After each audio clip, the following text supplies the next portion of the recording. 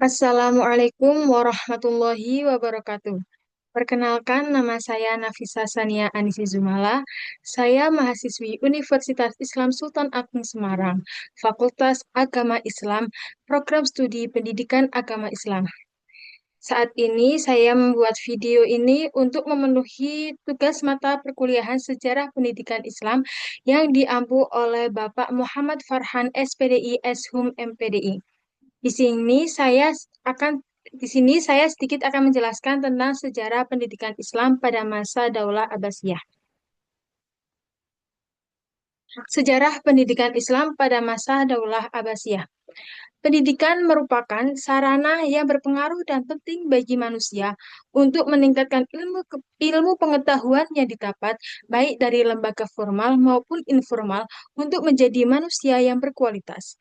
Karena pentingnya pendidikan, Islam menempatkan pendidikan pada kedudukannya sangat penting dan yang sangat tinggi.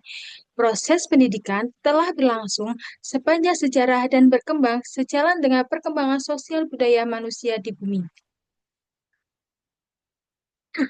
Pendidikan dan pengajaran Islam terus tumbuh dan berkembang pada masa Nabi Muhammad SAW sampai pada masa dinasti Umayyah.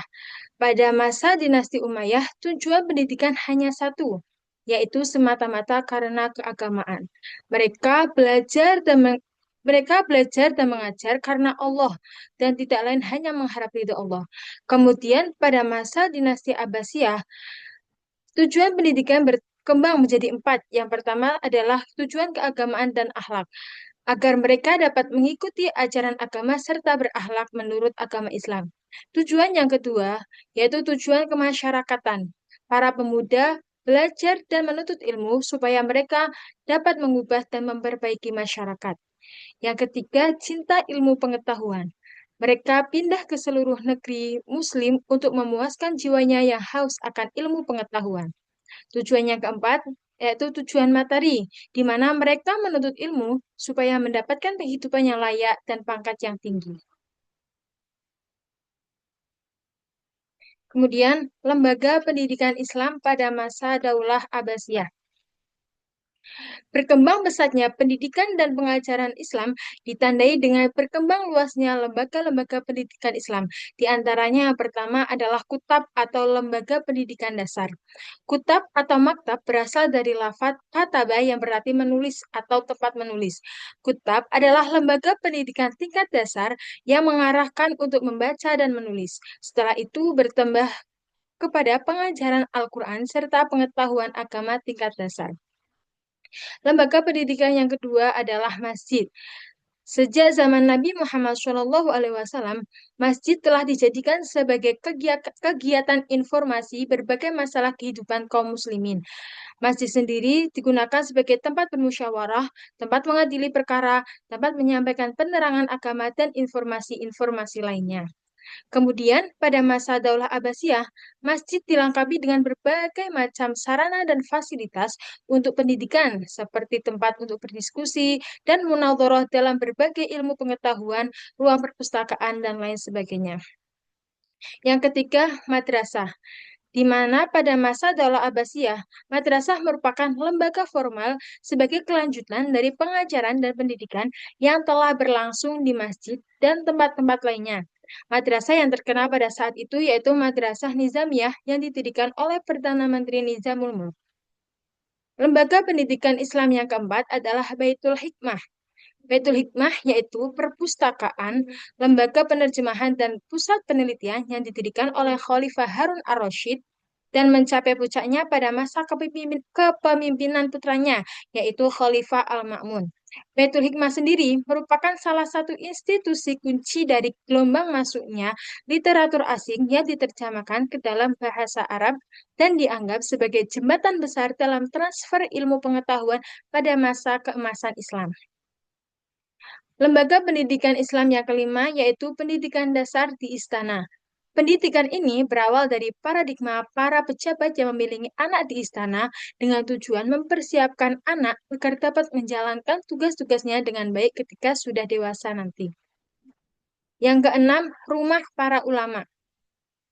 Rumah para ulama juga memainkan peran penting dalam mentransmisikan ilmu pengetahuan dan ilmu agama, di mana pelaksanaan kegiatan belajar di rumah sudah ada sejak zaman Rasulullah. Pada zaman Rasulullah, Rasulullah menjadikan rumah sahabat Al-Arqam bin Abil Arqam sebagai lembaga pendidikan Islam pertama yang bersifat sederhana dan privasi. Kemudian, pada masa Abbasiyah, rumah-rumah ulama terkemuka dijadikan sebagai tempat belajar, berdiskusi, serta diadakan kajian ilmiah tentang berbagai macam ilmu. Di antara rumah-rumah ulama yang sering digunakan di antaranya adalah rumah Ibnu Sina, di mana ada sebagian yang membaca kitab Asy-Syifa dan sebagiannya ada yang membaca kitab Al-Qanun. Lembaga pendidikan yang selanjutnya yaitu rumah sakit. Pada zaman jayanya perkembangan kebudayaan Islam, rumah sakit bukan berfungsi sebagai tempat merawat dan mengobati orang sakit saja, tetapi juga mendidik tenaga-tenaga yang berhubungan dengan perawatan dan pengobatan, serta tempat untuk mengadakan berbagai penelitian dan percobaan atau praktikum dalam bidang kedokteran dan obat-obatan. Lembaga pendidikan selanjutnya yaitu observatorium. Observatorium diartikan sebagai gedung yang dilengkapi alat-alat seperti teleskop, teropong bintang, dan lain sebagainya untuk keperluan pengamatan dan penelitian ilmiah tentang bintang dan sebagainya. Pada era Khalifah Al-Ma'mun, perkembangan observatorium mengalami peningkatan yang luar biasa. Observatorium digunakan sebagai tempat belajar mengajar dalam artian yang luas, yaitu belajar bukan dalam arti menerima ilmu dari guru sebagaimana pada umumnya yang dipahami, melainkan kegiatan belajar yang bertumbuh pada aktivitas siswa, seperti belajar dengan memecahkan masalah, eksperimen, belajar sambil bekerja. Kegiatan belajar demikian dilakukan bukan hanya di kelas, melainkan di lembaga-lembaga pusat kajian ilmiah. Lembaga pendidikan yang kesembilan yaitu majelis atau salon kesusastraan. Majelis atau salon kesusastraan adalah suatu majelis khusus yang diadakan oleh khalifah untuk membahas berbagai ilmu pengetahuan. Pada masa Khalifah Harun ar-Rasyid, majelis sastra ini mengalami kemajuan yang sangat pesat. Kenapa? Karena pada masa Khalifah Harun ar-Rasyid, beliau sendiri merupakan seorang ahli ilmu pengetahuan yang cerdas dan beliau sangat aktif di dalam majelis atau salon kesusastraan itu. Lanjut kepada perkembangan ilmu pengetahuan Islam pada masa Daulah Abbasiyah. Perkembangan ilmu pengetahuan masa Daulah Abbasiyah dibagi menjadi dua, yaitu perkembangan ilmu nakli dan perkembangan ilmu akli. Yang pertama, perkembangan ilmu akli. Perkembangan ilmu akli. Ilmu akli adalah ilmu yang didasarkan pada sebuah pemikiran manusia dan dikemukakan oleh para ahli atau ilmuwan yang sesuai dalam bidangnya. Pengembangan yang pertama yaitu ilmu kedokteran. Ilmu kedokteran sudah ada pada masa Rasulullah, namun pada masa itu tidak begitu mengalami perkembangan yang besar. Ilmu kedokteran mulai berkembang pada masa Daulah Abbasiyah yang mendapat pengaruh dari perguruan tinggi yang berada di Persia dan Yunani Timur. Dengan melakukan penerjemahan buku-buku kedokteran berbahasa Persia, Yunani, dan India ke dalam bahasa Arab.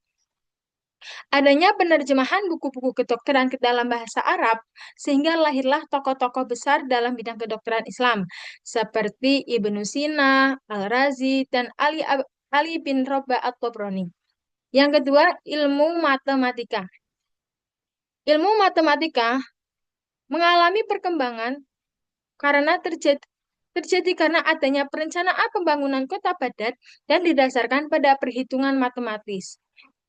Pada saat itu muncul tokoh-tokoh ilmuwan seperti Muhammad bin Musa al-Khwarizmi yang memperkenalkan angka-angka hitung dan aljabar.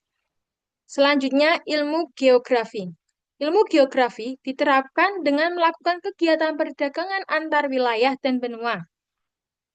Di antara tokoh ilmu geografi yang terkenal pada masa Daulah Abbasiyah adalah Abul Hasan Al-Masudi. Beliau merupakan seorang penjelajah dan telah melakukan perjalanan ke Persia, India, Sri Lanka, dan Tiongkok.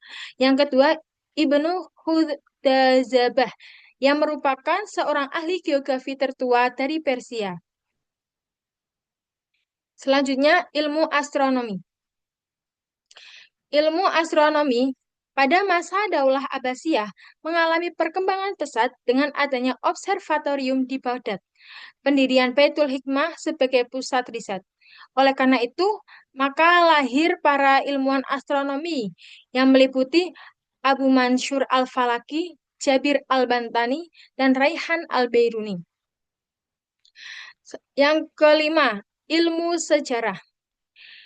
Ilmu sejarah berkembang melalui penulisan dan penyusunan sistematis, termasuk pengaruh politik dalam penulisan sejarah dinasti Umayyah. Ilmu sejarah juga dipengaruhi oleh perkembangan berbagai cabang ilmu lainnya, seperti ilmu kedokteran, ilmu filsafat, ilmu geografi, ilmu matematika, dan lain sebagainya. Yang terakhir yaitu ilmu filsafat. Ilmu filsafat merupakan bidang ilmu pengetahuan mengenai kebenaran yang nyata yang dapat diterima oleh akal manusia dan menjadi dasar dari ilmu-ilmu pengetahuan. Di antara para ahli filsafat meliputi Al-Kindi, Al-Farabi, Ibnu Sina, dan Al-Ghazali. Perkembangan yang kedua adalah perkembangan ilmu nakli. Ilmu nakli merupakan ilmu yang bersumber dari Al-Quran dan hadis. Di antaranya perkembangan dalam ilmu nakli yang pertama adalah ilmu fikih.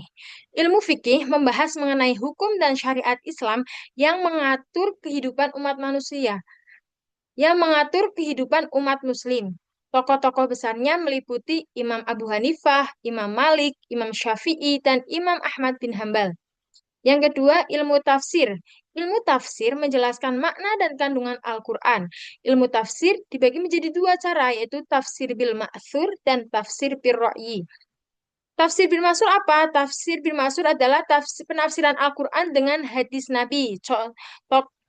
Tokoh-tokohnya diantaranya Ibnu Jarir, At-Tabrani, dan Ibnu Atiyah Al-Andalusi.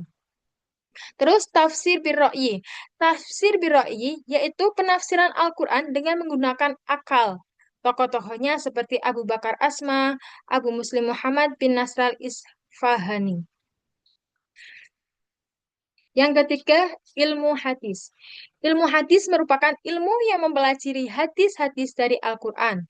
Di antara ahli hadis pada masa Daulah Abbasiyah yaitu Imam Bukhari, Imam Muslim, Imam Ibnu Majah, Imam Abu Dawud, Imam Nasai, dan Imam Baihaqi. Yang keempat, ilmu kalam. Ilmu kalam merupakan bidang ilmu yang membahas mengenai dosa, pahala, surga, dan neraka.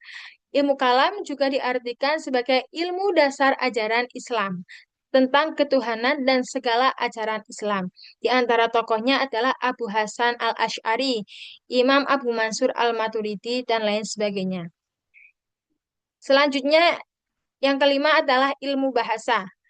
Ilmu bahasa yang berkembang pada masa Daulah Abbasiyah seperti ilmu nahwu, ilmu sorof, ilmu bayan, dan ilmu badi.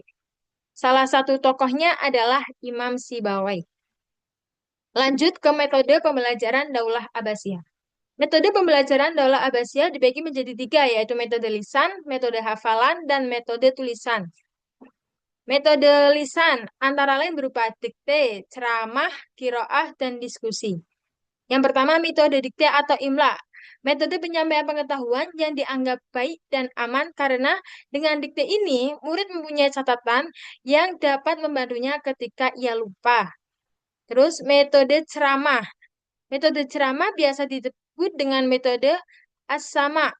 Sebab dalam metode ceramah, guru menjelaskan isi buku dengan hafalan sedangkan murid mendengarkannya.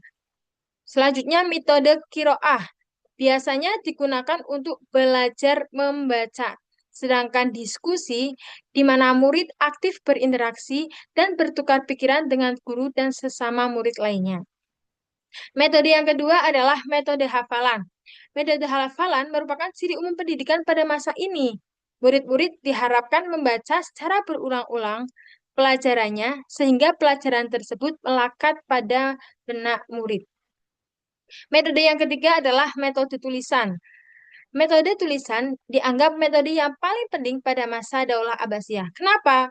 Karena pada masa ini belum ada mesin cetak. Jadi Mereka itu melakukan pengkopian karya-karya ulama dengan cara menulis, dengan cara menggunakan proses penguasaan ilmu juga sangat penting, artinya bagian penggandaan jumlah buku teks karena pada masa ini belum ada mesin cetak. Selanjutnya, tokoh-tokoh ilmuwan masa Daulah Abbasiyah. Yang pertama, Ibnu Sina. Ibnu Sina. Ibnu Sina mempunyai nama lengkap Abu Ali Husain bin Abdullah bin Ali bin Sina yang lahir pada tahun 900 Masehi dan wafat pada tahun 1037 Masehi. Beliau merupakan sarjana Islam dari Persia yang dianugerahi kemampuan luar biasa untuk menyerap dan memelihara pengetahuan. Beliau mulai menulis pada usia 21 tahun. Beliau merupakan kedokteran, beliau merupakan dokter yang lebih suka tindakan preventif daripada kuratif dan selalu menguatkan aspek rohani dan jasmani pasien dalam pengobatan. Beberapa karyanya yaitu Al-Qanun fi Tib, Asy-Syifa, dan An-Najat.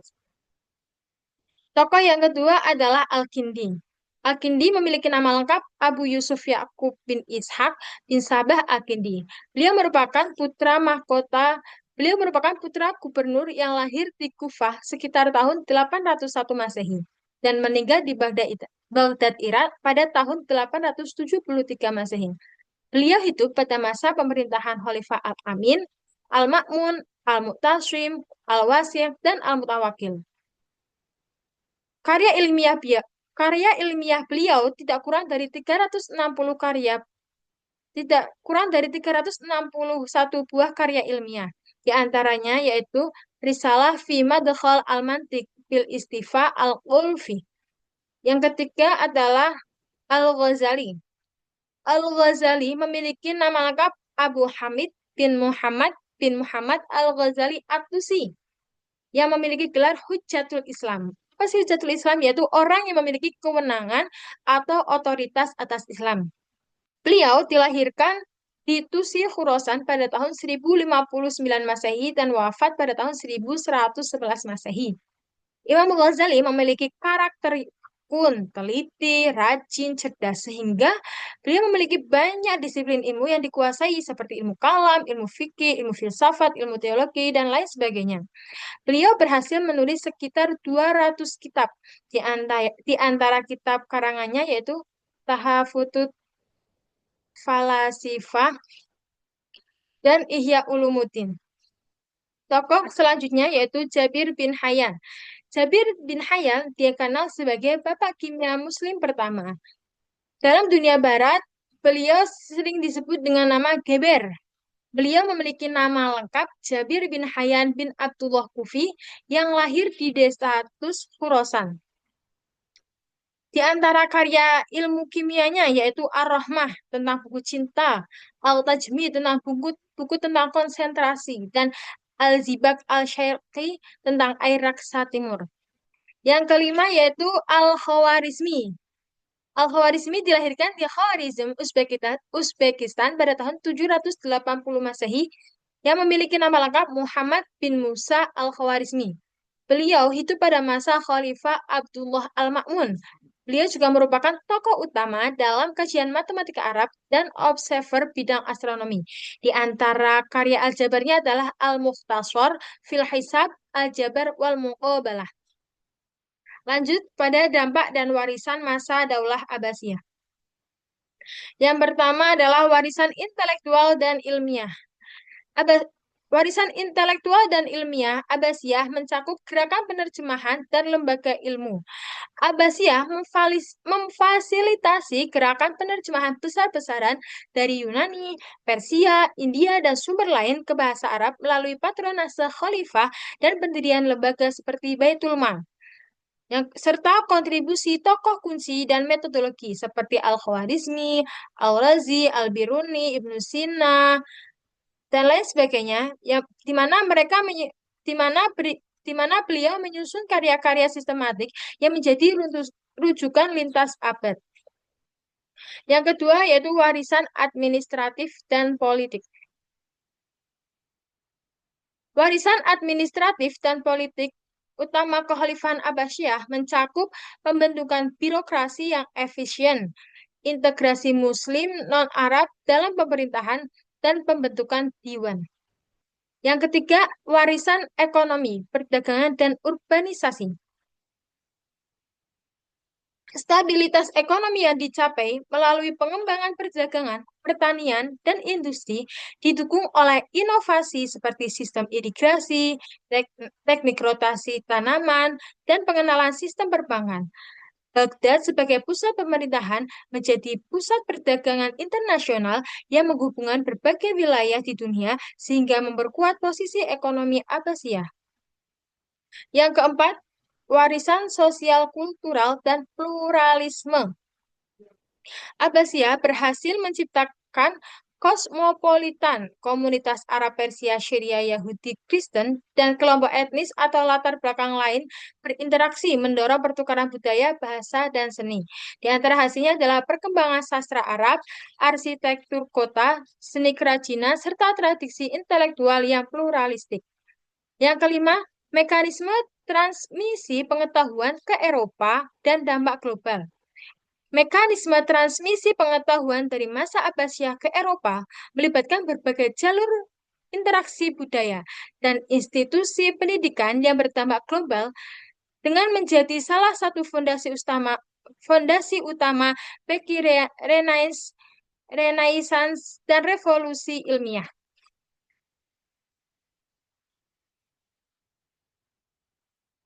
Kesimpulannya, Daulah Abbasiyah merupakan keturunan Abbas bin Abdul Muthalib, yaitu paman Nabi Muhammad SAW, yang berkuasa dalam rentang waktu 750 Masehi sampai 1258 Masehi.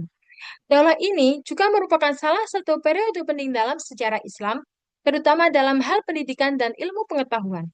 Banyaknya lembaga-lembaga pendidikan yang ada pada masa ini menunjukkan pada dunia bahwa pada zaman ini telah mengalami perkembangan yang pesat di bidang pendidikan. Tidak heran jika dari sektor pendidikan ini telah lahir beberapa ulama terkemuka di masanya yang dengan segala bentuk kegiatan atau tradisi ilmiahnya telah membentuk sebuah peradaban baru yang lebih maju dari sebelumnya. Demikian presentasi dari saya mengenai sejarah pendidikan Islam pada masa Daulah Abbasiyah. Semoga pengetahuan ini dapat menginspirasi kita untuk terus belajar dan berkontribusi bagi kemajuan ilmu pengetahuan di zaman sekarang. Kurang lebihnya mohon maaf apabila ada tutur kata yang kurang berkenan, mohon dimaafkan. Billahi taufiq wal hidayah. Wassalamualaikum warahmatullahi wabarakatuh.